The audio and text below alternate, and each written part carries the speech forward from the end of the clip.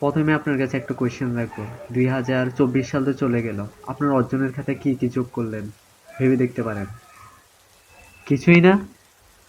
তাই আমার মতো আপনিও যদি 2024 সালটাকে প্রপারলি কাজে লাগাতে চান, এখন থেকে নয় বরং এই মুহূর্তে থেকে আপনাকে চিন্তা ভাবনা করতে হবে। আমরা কতই না মোটিভেশনাল ভিডিও দেখি, এতই মোটিভেশনাল ভিডিও দেখি যে এত মোটিভেটেড হই যে এইটা করে ফেলবো সেইটা করে ফেলবো, দিন শেষে কি হয় আমরা কিছুই করতে পারি না। জানুয়ারি মাস, first pillar of the year. আপনারা যারা 2025 সালটাকে আসলেই কাজে লাগাতে চান, আপনাকে অবশ্যই জানুয়ারি মাসটাকে কাজে লাগাতেই হবে। এই জন্য আপনাকে যা করা উচিত তা হলো জানুয়ারি মাসটাকে অবশ্যই কাজে লাগানো। এর জন্য আপনাকে যা যা করতে হবে, আপনাকে সর্বোচ্চ লেভেলের ডেডিকেটেড হতে হবে এই জানুয়ারি মাসটাকে। আপনাকে যদি কোনো বড় ধরনের পরিবর্তন আনতে হয়, অবশ্যই এখন থেকে শুরু করা উচিত। এখন থেকে নয় বরং এই মুহূর্ত থেকে শুরু করা উচিত এই জানুয়ারি মাসটাতেই। একটা বছরের প্রত্যেকটা মাসই গুরুত্বপূর্ণ, কিন্তু সবচেয়ে গুরুত্বপূর্ণ মাস কোনটা? অবশ্যই সেটা জানুয়ারি, কারণ জানুয়ারিতেই শুরু। আপনার ধরেন একটা ব্রিজ, এবং যে সেখানে প্রথম পিলারটা নাই, তাহলে আপনি কি ব্রিজে উঠতে পারবেন?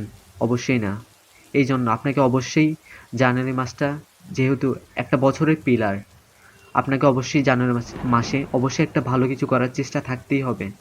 এর ফলে আপনার যেটা হবে, আপনার অবশ্যই একটা উদ্বেগ সৃষ্টি হবে, আপনার মধ্যে একটা ভাবনা সৃষ্টি হবে, আপনার মধ্যে একটা প্রেরণা সৃষ্টি হবে, যার ফলে আপনি পুরো বছরটাকে একটা ভালো বছরে রূপান্তর করতে পারবেন, যার ফলে আপনার ভিতরে একটা আলাদা প্রেরণাই কাজ করবে। আপনি যদি 2025 সালটাকে আসলেই কাজে লাগাতে চান, আপনাকে একটা অভ্যাস অবশ্যই গড়ে তুলতে হবে। সেটা হলো রাতে তাড়াতাড়ি ঘুমিয়ে যেতে হবে এবং সকালে তাড়াতাড়ি ওঠার চেষ্টা করতেই হবে। আপনি যদি সকালে ঘুম থেকে উঠতে পারেন, তাহলে আপনার ভিতরে আলাদা একটা বরকত তৈরি হবে পুরো দিনের মধ্যে, যেটা আপনি প্রত্যেকটা জায়গায় ফিল করবেন, পড়াশোনায় হোক কাজে হোক যে কোনো ক্ষেত্রে, ইনশাল্লাহ। একটা জিনিস খেয়াল করেছি, আপনি বলতে পারেন আপনি সকালে উঠতে পারেন না, এটা জাস্ট একটা অজুহাত। আপনার যদি আসলে ইচ্ছা শক্তি থাকে ওঠার, আপনি অবশ্যই সকালে উঠতে পারবেন এবং জানুয়ারি মাসটাকে একটা পরিপূর্ণ মাস হিসেবে শুরুটা করতে পারবেন। সকালটা অবশ্যই নামাজ দিয়ে শুরু করা। আপনি নামাজ দিয়ে যদি সকালটা শুরু করেন, এর মধ্যে আপনি যে শক্তিটা পাবেন তার কোথাও পাবেন না নিশ্চিতভাবে। তাই আপনি যদি সকালে নামাজ পড়ে এসে পড়তে বসেন, সেখানে আলাদা একটা বরকত খুঁজে পাবেন, যেটা অন্যান্য সময় নিশ্চিতভাবে পাবেন না।